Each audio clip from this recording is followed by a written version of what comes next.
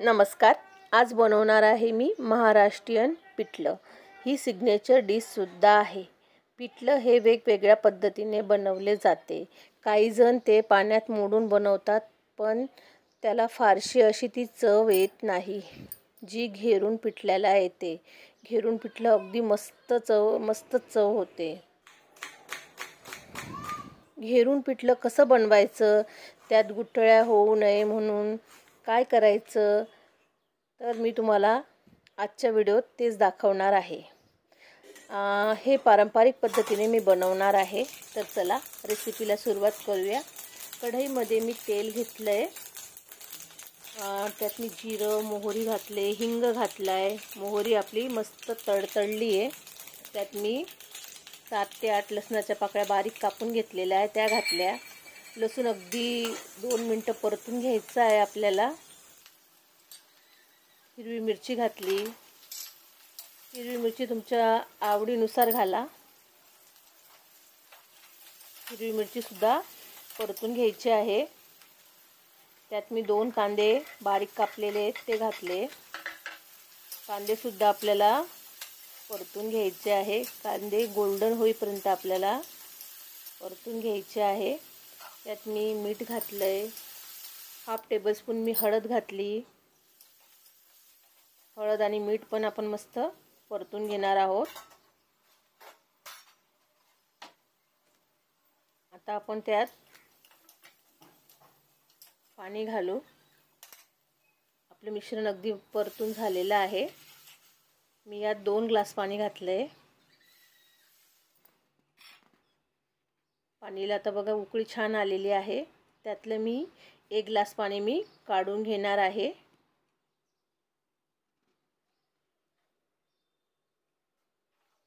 आणि आता 1 ग्लास पाण्यामध्ये आपल्याला बेसन टाकून पिठलं घेरायचं आहे. आता मी यात बेसन पीठ टाकलेलं आहे आणि त्याला आता आपण पळीच्या मदतीने घेरणार आहोत. बघा अशा प्रकारे. आणि गुठळ्या मोडत राहायचं आहे. गुठळ्या होऊ द्यायच्या नाही. पळीच्या मदतीने गोल गोल फिरवून पिठलं अगदी एकजीव करून घ्यायचं आहे. गुठळ्या मोडत राहायचं आहे आणि गॅस कमीच ठेवला आहे मी. बघा अशा प्रकारे कमी पाण्यात गुठळ्या मोडल्या जातात. ही टिप्स आहे. तुम्ही सुद्धा अशा प्रकारे करून बघा. अजिबात गुठळ्या होत नाहीत कमी पाण्यात मोडल्याने. आणि त्या लवकर मोडल्या जातात. बघा सगळ्या गुठळ्या मी मोडून घेतलेल्या आहेत. आता जे पाणी मी काढलेलं होतं ना, ते पाणी आता त्या पिठल्यात आपण टाकणार आहोत शिजण्यासाठी. पिठलं जेवढं शिजलं तेवढं चवीला अधिक छान लागतं. आणि आता 5 ते 7 मिनटं आपण आता पिठलं कमी गॅस करून शिजवून घेणार आहोत. आता हे पाणी एकजीव करून घ्यायचं आहे, मिसळून घ्यायचं आहे अशा प्रकारे. बघा किती एकजीव झालं आहे पिठलं आपलं. एकसारखं झालं आहे मस्तच. आता आपण त्याला अगदी 5 मिनटाची दणदणीत अशी वाफ पण देणार आहोत. बघा त्याला मस्त बबल्स पण येत आहेत. अशा प्रकारे पिठलं शिजतंय आपलं.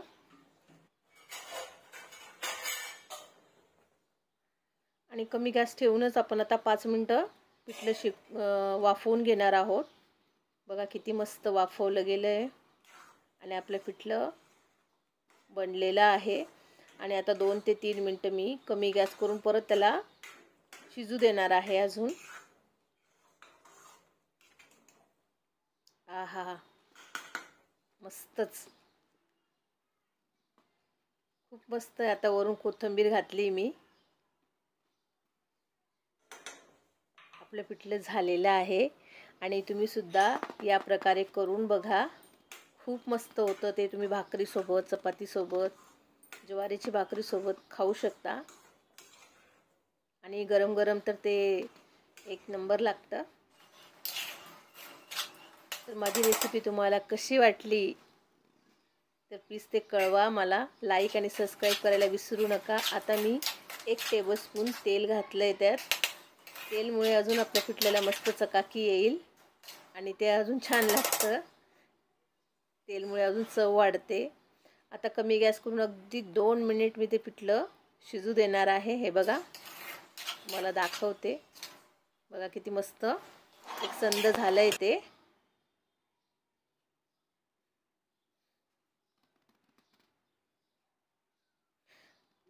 कमी पाण्यात पिठलं घेरायचं, अर्धं पाणी काढून ठेवायचं आणि कमी पाण्यात घेरायचं.